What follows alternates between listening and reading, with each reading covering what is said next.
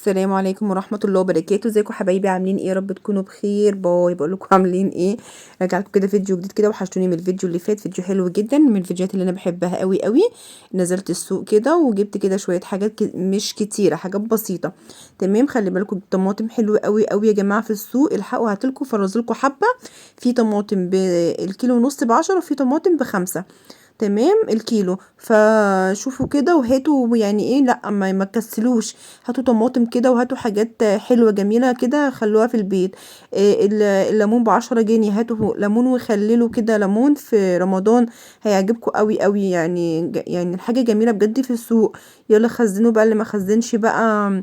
والقيس وبسلة وفاصوليا يخزن كده. الحاجة ما شاء الله لا قوة الا بالله في السوق. الحاجة الخضار في السوق جميل جدا. تمام. اللايك والشير بقى والسبسكرايب كده للحياة احلى مع غدا، عشان يوصلك مني كل جديد. هعمل اكلة كده سهلة وبسيطة ومغذية جميلة جدا. حلوة قوي قوي هتعجبكم. خليكم معايا لحد اخر الفيديو. والفيديو ده هينزل لكم، يعني انا ايه عملته، بس هينزل لكم على يومين عشان ما يبقاش طويل قوي ايه عليكم يعني. تمام. عشان انا ايه يعني اليوم ده كنت شغاله طول النهار، فعملت الغدا ونزلته. وابتديت انا ايه بقى اعمل في حاجات يعني ايه تاني. تمام. إيه هنا بقى كنت جايبه خضره كده من السوق. انا دايما بحب البصل الاخضر في البيت، لان بحبه جدا جدا. ساعات كده باكل حته جبنه قديمه كده ببصلايه خضراء. على طول جايبه الرنجه منضفاها مخليها في التلاجة كده. عارفين انتوا اللي هو التغميزه دي، لقمه فطار الصبح ده لو فطرت يعني كده. انا بعشق البصل الاخضر جدا، زي جدتي ومامه مامتي الله يرحمها كانت بتحبه. بحب الحاجه الخضراء اساسا، يعني بحب الخضره في البيت. تمام. هنا بقى كنت بلوك مع بسنت. اكتر حد بلوك معاه في الدنيا هو بسنت. كنا قاعدين في البيت، هي تلوك وانا لوك، هي تلوك وانا طول ما قاعدين لوك كده اللوك. المهم يعني كل سنه وانتم طيبين. ما تنسوش دعاء اول رجب. اللهم بارك لنا في رجب وشعبان، وبلغنا رمضان يا رب العالمين. ان شاء الله يعود عليكم الايام بخير يا رب كده. البتنجان ده رومي او القبي حسب ما بتقولوا عليه، بكيلو ونص ب10. بس كان حلو قوي قوي، وكان عامل بصوا يعني كان طعمه والله زي الزبده بدون مبالغه. والله العظيم كان في المسقعه. مش عايزه اقول لكم على جميله، حلو جدا. إيه اللي جبت الكيلو ونص، عملت جزء منه بابا غنوج حلو جدا، بس انت بتحبي البابا غنوج اكتر من المسقعه. وعملت جزء منه مسقعه. تمام.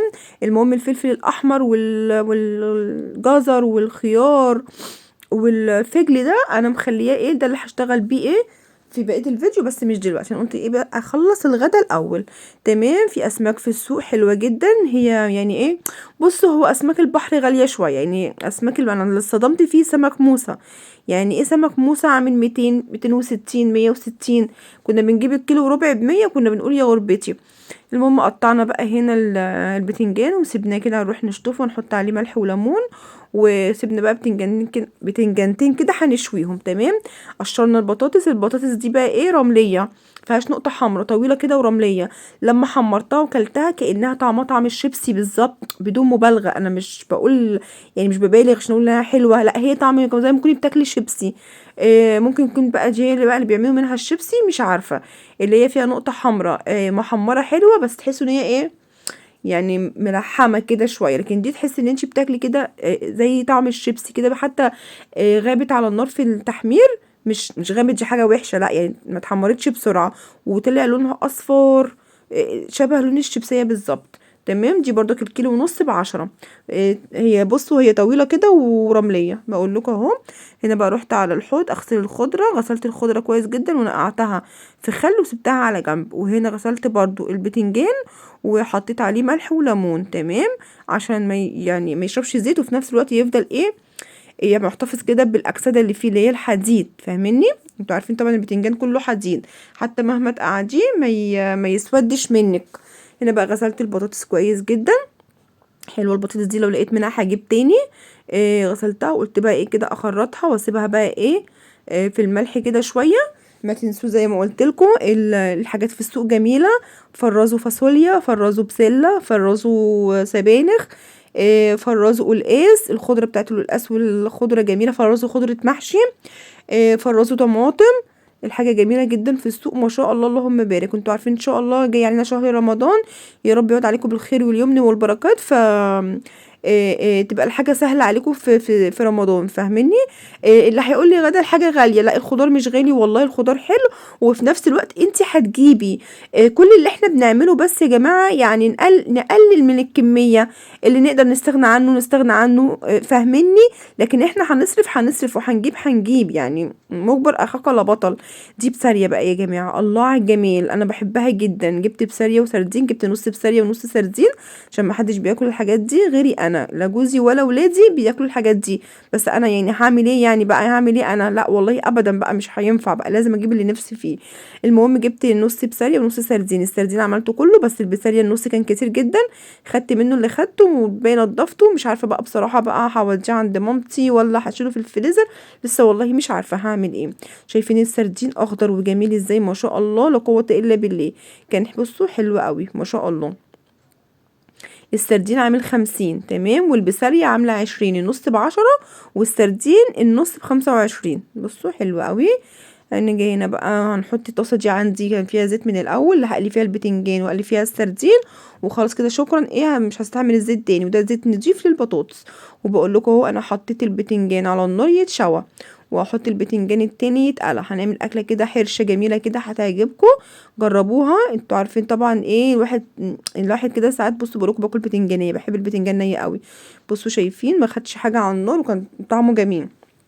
عارفين بقى ايه، الواحد بيزهق بقى من الاكل وكده، فلازم التغيير. تمام. هنحط بقى هنا الزيت، هنعمل الصلصه بتاعه المسقعه.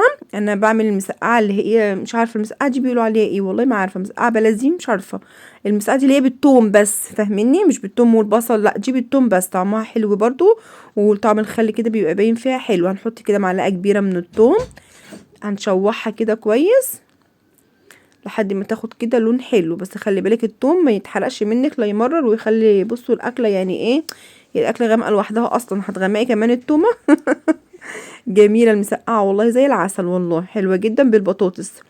تمام. لو انت وصلت لحد هنا ما تنسيش تحطي اللايك، حطي اللايك. المهم ايه، بنقلب كده في البتنجان كده، خلي ايدك في كل حاجه كده، خليكي كده ست بيت شاطره كده، ست بيت شاطره ان شاء الله الايام الجايه نعمل حاجات حلوه مع بعض. هنا نزلت بقى بالطماطم، الطماطم دي كانت عندي متسبكه، طماطم بس ساده بس كانت متسبكه. تمام.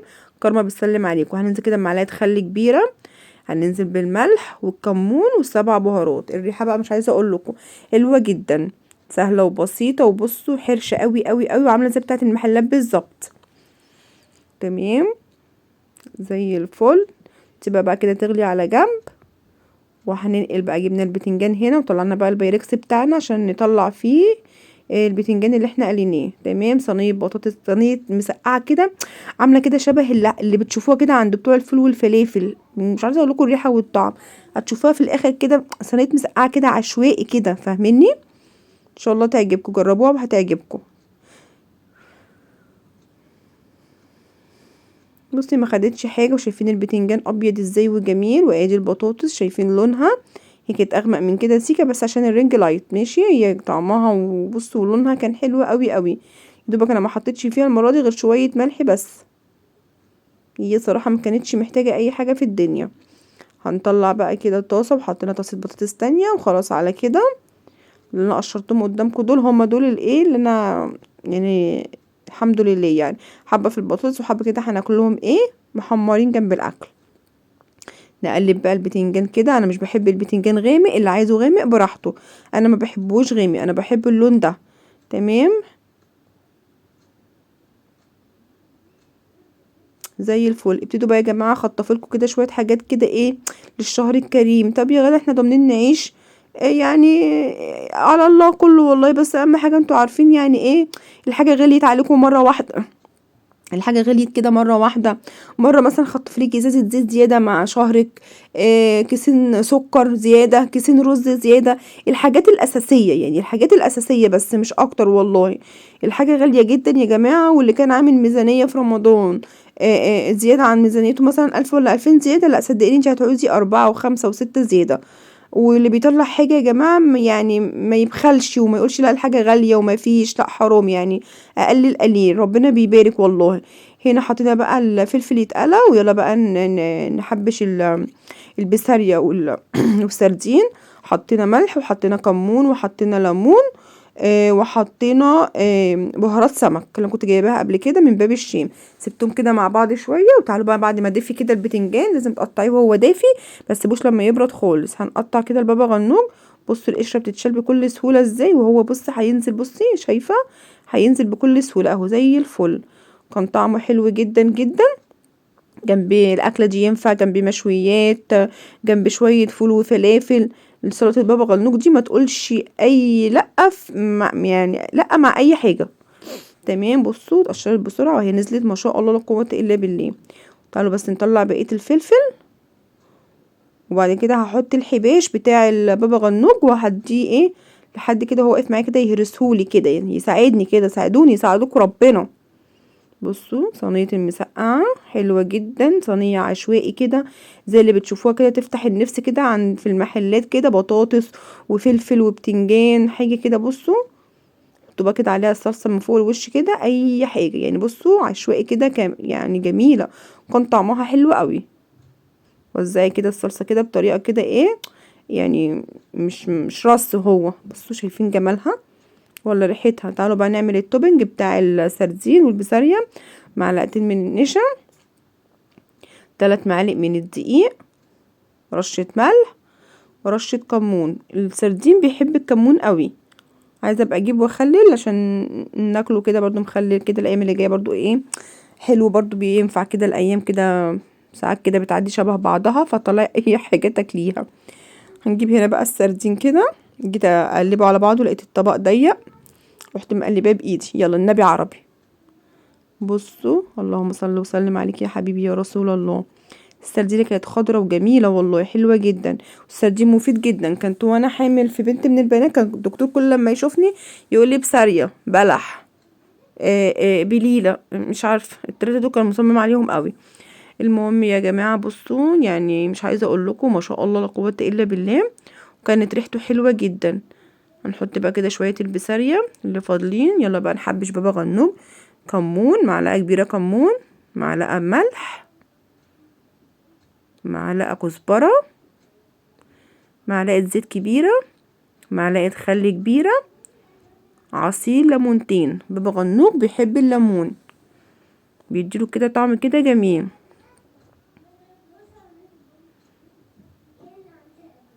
تمام زي الفل. هنحط بقى معلقه كبيره توم، وهنحط قد كده معلقتين كبار طحينه.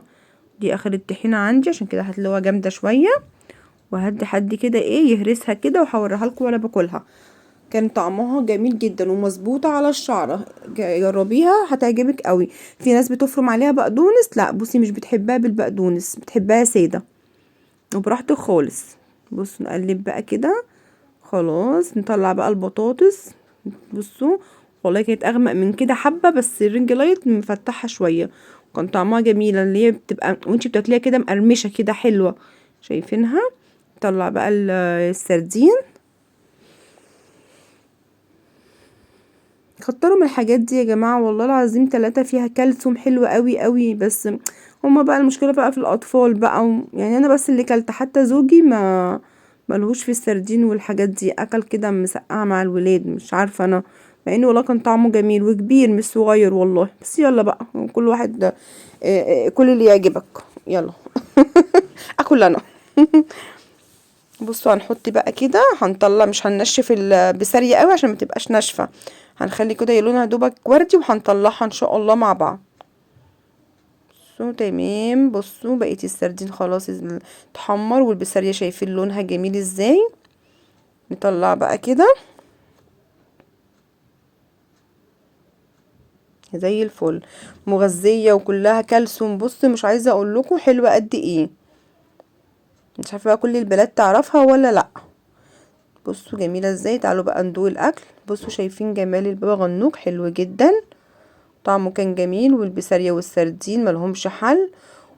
دي صينية المسقعة العسل شايفينها. والبطاطس جميلة ازاي. بصوا ناشفة وجميلة. وادي الخضرة. ما تنسوناش بقى في اللايك والشير والسبسكرايب واشوف وشكم على